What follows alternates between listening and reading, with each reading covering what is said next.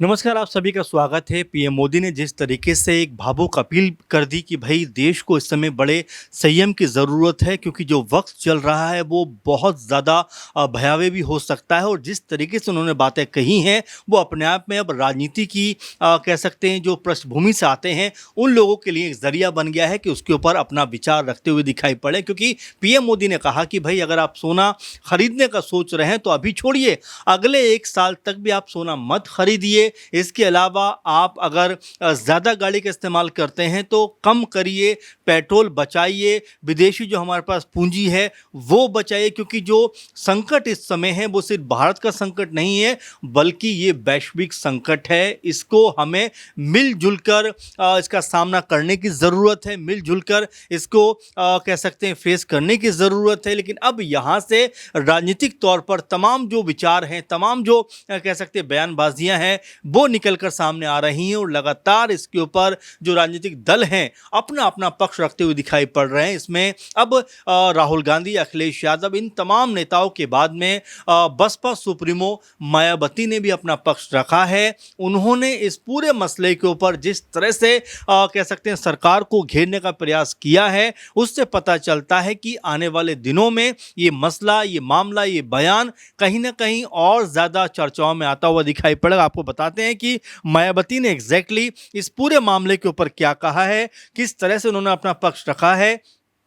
दरअसल बीएसपी अध्यक्ष मायावती ने सोशल मीडिया पर लिखा है कि अमेरिका इजराइल द्वारा ईरान के विरुद्ध जारी युद्ध समाप्ति की अनिश्चितता के कारण, खासकर ऊर्जा संकट, विदेशी मुद्रा भंडार की चिंताओं के मद्देनज़र माननीय प्रधानमंत्री द्वारा देश के लोगों से संयम बरतने की अपील से ये साबित हो जाता है कि भारत के समक्ष केवल पेट्रोल, डीजल या रसोई गैस आदि पेट्रोलियम पदार्थों को लेकर ही नहीं, बल्कि आर्थिक संकट भी गहराएगा, जिससे करोड़ों भारतवासियों का जीवन प्रभावित होगा। जिसके जारी रहने की गंभीर आशंका भी नज़र आ रही है। ये बात मायावती कह रही हैं। आगे मायावती कहती हैं कि ऐसे समय में जबकि कोरोना काल की ज़बरदस्त मार के बाद रोजी रोटी तक के संकट का जीवन झेल रही देश की लगभग 100 करोड़ जनता के पास में अधिक संयमित होने व खोने को कुछ खास बचा नहीं है।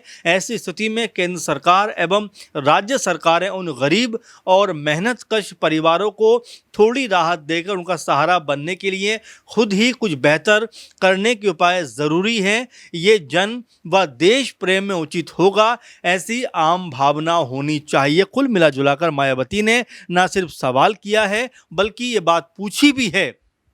कि भाई लोग तो पहले ही कोरोना के समय से जब से हमने देखा है संकट से आज भी जूझ रहे हैं। आज भी उनके पास में अच्छी जॉब्स नहीं है। अगर जहां जॉब्स कर रहे हैं वहां पर उनकी सैलरी अब बेहतर दिखाई नहीं पड़ती है। तो एक तरीके 4-5 साल से लगातार कहीं ना कहीं देश का जो एक बड़ा वर्ग है वो कहीं ना कहीं परेशानियों का सामना कर ही रहा है। और ऐसे में पीएम मोदी का ये कहना है कि भाई देश संकट में है, परेशानी में है, वैश्विक तौर पर जो चीज़ें चल रही हैं उसके मद्देनज़र हमें सोना नहीं खरीदना चाहिए, हमें पेट्रोल या डीजल जो है वो कम मात्रा में इस्तेमाल करना चाहिए, वर्क फ्रॉम होम पर हमें विचार करना चाहिए जितना हो सके। सोचिए रसोई में भी कहीं ना कहीं नज़र है कि वहाँ पर भी कह रहे हैं कि जो खाने वाला तेल होता है उसका भी हमें कम इस्तेमाल करना चाहिए। तो अब इसको लेकर तमाम पॉलिटिकल पार्टियां जो है वो अपने अपने कह सकते हैं बयान यहाँ पर दर्ज कराते हुए दिखाई पड़ते हैं। राहुल गांधी नेता प्रतिपक्ष ये बात कहते हुए दिखाई पड़े कि भाई बीजेपी ने जो 12 साल में लगातार चीज़ों को छुपाया है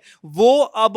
इतने बड़े रूप में निकलकर सामने आया है क्योंकि सरकार इसको संभाल नहीं पा रही है। एक पक्ष ये भी कहता है राजनीति का कि भाई अगर ये ऐलान करना ही था तो चुनावों का वेट क्यों कर रहे थे आप? चुनाव जीतने के बाद आप इस तरह का अनाउंसमेंट कर रहे हो कि भाई अब हमें संयमित हो जाना चाहिए। इससे पहले हमने देखा कि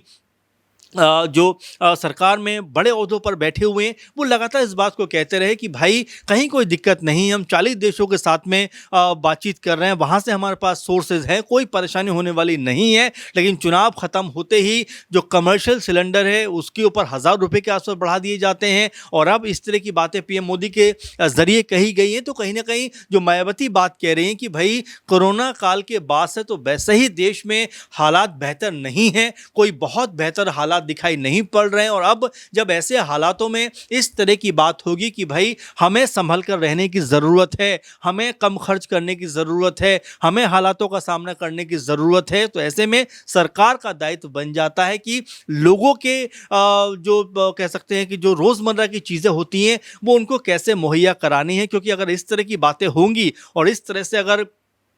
मंचों के ज़रिए कहा जाएगा तो कहीं न कहीं लोग भी पैनिक होते हुए दिखाई पड़ेंगे, लोग भी कहीं न कहीं परेशान हालत में दिखाई पड़ेंगे। और फिर उसके बाद ये बात भी कही जाती है कि हमारे पास में किसी चीज़ का कोई संकट नहीं है, हमारे पास में एलपीजी है, हमारे पास में पेट्रोल भी है, हमारे पास में तमाम वो चीज़ें हैं जिसकी ज़रूरत रोज़मर्रा की जीवन में चाहिए, वो हमारे पास उसका स्टॉक जो है वो काफ़ी भरा पूरा है। लेकिन फिर इस तरह की बातें निकल कर जब सामने आती हैं तो ये लोग समझने में कन्फ्यूज़ हो जाते हैं कि हम क्या करें और क्या ना करें। क्योंकि एक तरफ सरकार कहती है कि भाई हमारे पास में सारी सहूलतें मौजूद हैं, सारी चीज़ें मौजूद हैं, हमारे पास में कोई कमी घटी नहीं है। फिर मंचों से जब पीएम मोदी इस तरह की बात करते हैं और ये तक कहते हुए नजर आते हैं कि देश भक्ति का सवाल है, देश प्रेम का सवाल है, देश की खातिर आप कम से कम चीज़ों का इस्तेमाल करिए, तो फिर ये सवाल उठ के सामने आ जाता है कि जब सब कुछ हमारे पास में मुहैया है, हम तमाम देशों के साथ में एग्रीमेंट कर रहे हैं, तमाम देशों के साथ में ट्रेड कर रहे हैं, हम व्यापार कर रहे हैं, बहुत सारी चीज़ें भेज रहे हैं,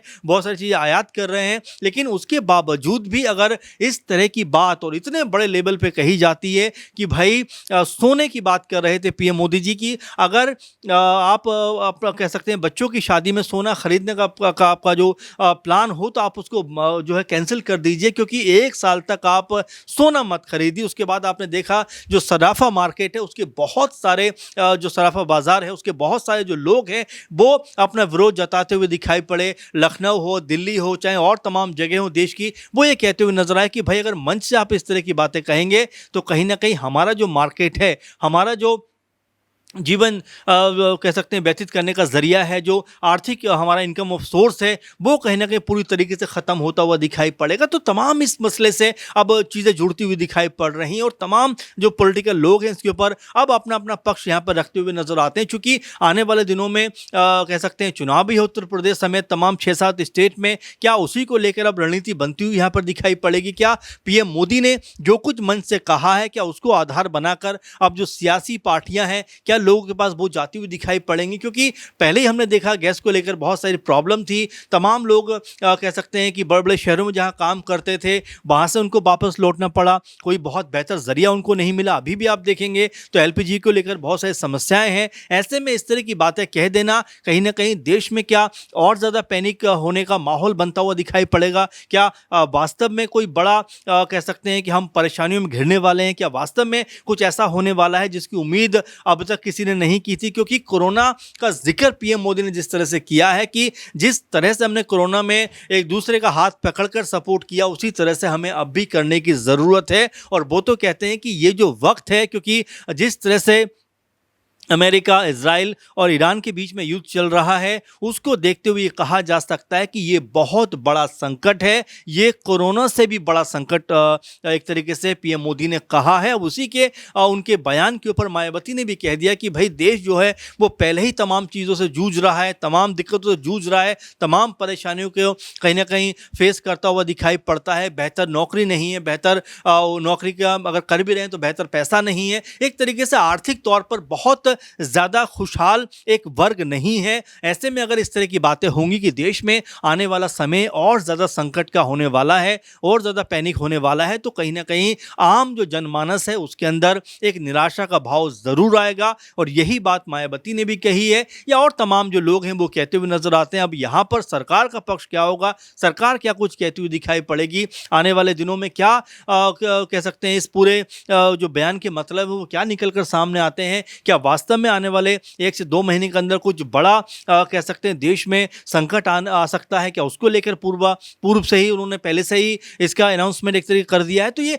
तमाम ऐसी बातें हैं क्योंकि पीएम मोदी हमेशा चीज़ों को बहुत परख कर देख कर ही इस तरह के फैसलों को करते हुए नजर आते हैं। कोरोना के वक्त भी उन्होंने पहले कुछ दिनों का लॉकडाउन किया, उसके बाद इसको लंबे प्रोसेस पर लेके गए, तो लोग यही अनुमान लगा रहे हैं क्या इसकी शुरुआत कहीं ना कहीं होने वाली है। वर्क फ्रॉम होम की इसमें बात हो रही है, इसमें जो है